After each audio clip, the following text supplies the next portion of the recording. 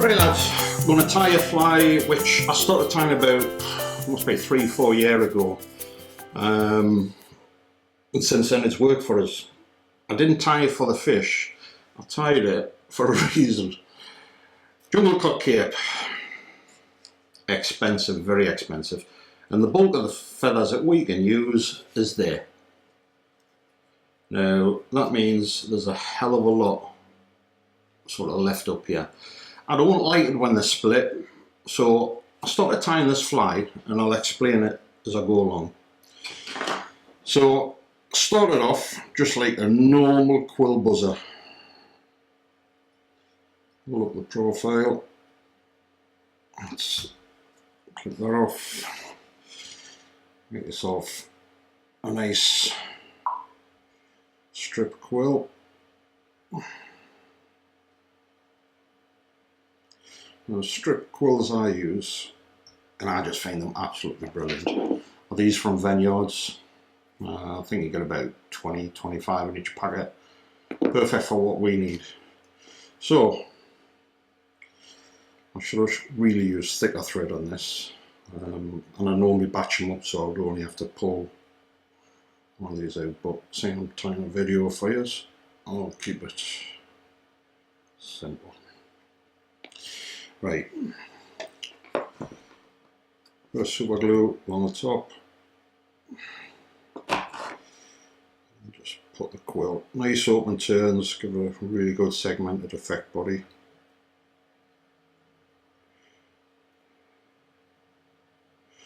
But sometimes, you know, you've got to experiment with flies, and this definitely was one of my experiments, just because of the amount of feathers I was wasting on a jungle cock. And I got a couple of comments off certain people, I'll not mention the name. And it'll not work, because they're very set in the ways on how they do things and what looks right. Now, most fly tying, most fishing is personal preference. So it's down to what you believe in, what you're confident with. So in my eyes, there's no right and there's no wrong in fly fishing. I'm just nattering on while I build this up because I hadn't done it before. Just doing that, a bit more. Right, what I'm going to do now is something slightly different. And this is where I'll justify it in my own head. When most flies are hatching, the wings don't come out of the side, the wings come off the back. So that's where the wing case should be. So what I've done is, I got myself a jungle cock, just one of the ones that I felt were too big to use. Just a couple of turns on there. What I'm going to do is I'm just going to pull that back, keep on pulling it until I get to the position I want. Drop it snap here. Release it one, just so there's not as much tension on it. Right, I'll take it at that point there, which you can see. So I've done that. That's all you need to do. You snip that off. Now I call this a one-eyed jack, and I have been catching a fair few fish on this. Put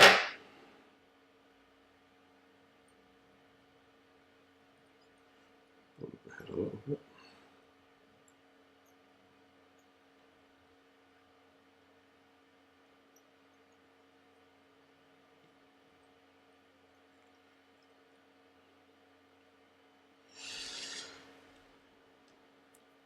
We'll finish it. 1, 2, 3. Not quite finished yet. So what I'm going to do now is just take super glue, lift the feather up, and I'll stick the brush in there underneath it. Right, so what I'm going to do now is I'm going to push that back down. Be careful you didn't stick your fingers, because I've done that a few times. And I've done it there. Right, there you go. You can see it's sitting nicely there now. So just give that a little bit of time just to dry. Running the oil down it. Looking pretty good now. Now there could be one or two fibres hanging off, so you need to get rid of them. So just quickly put the light on underneath them.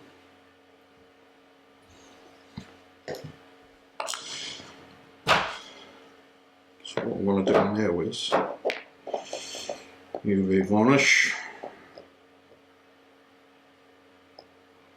Always do 2 coats of this. Get most of it off the brush. I'm just going to coat it.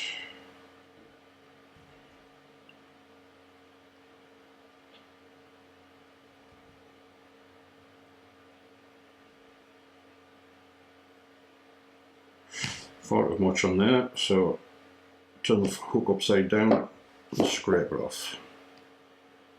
Made some daft, you're better off putting too much on than too little.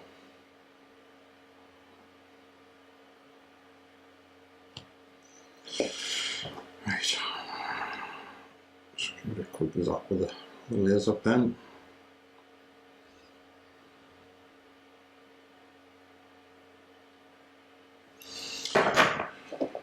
Last coat.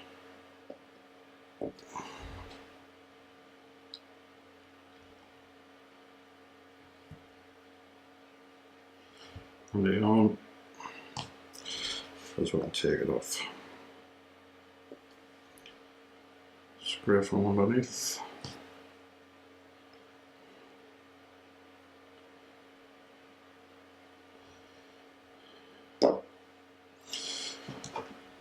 And